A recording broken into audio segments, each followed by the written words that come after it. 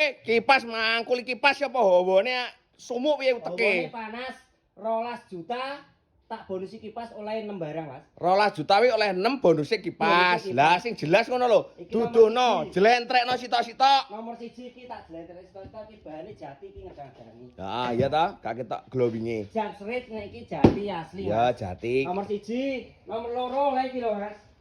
Lemari 2 pintu. Ki bane ya jati pisan. Iki bahane jati iso milih.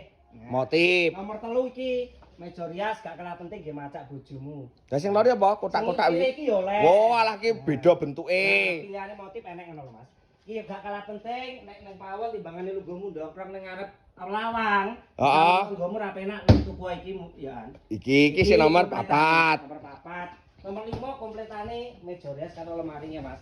Lah nek iki ya wis jelas bergaransi. Bergaransi tenan iki ya. Ya. Oh iya layak empuk ngono. Ini ya wis pulpen. Pulper. Lah sing nomor 6 di. Nomor 6 langsung rene ae. Tak kruki pisan ben kuat. Oh, Ben roh kok sembarang kok mbok ngruki to? Ben roh kualitasnya, Mas. Oh iya ya tenan. Iki jati enggak ada tipi kena pancen kena. Wis ora samudun, jlentrekno sitok-sitok silo sing genah, aku arep teko sing genah. Nggih. Barang sakmene mbane iki nek ngeterne ning Jawa Tengah no ongkos kirime pirang juta. Jawa Tengah, Jawa Timur, Madura, Jogja iki wis gratis ongkire, Mas.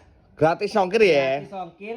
Mungkin 12 juta toh. Heeh. Oleh 6. Lah bonusnya sak kipas. Sik bonus kipas, gratis ongkir bayare COD sik bonus kipas.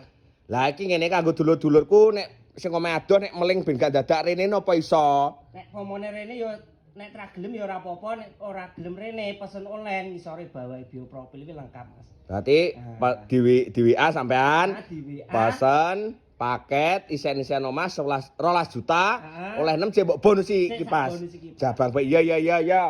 Terus jan mening-mening tenan.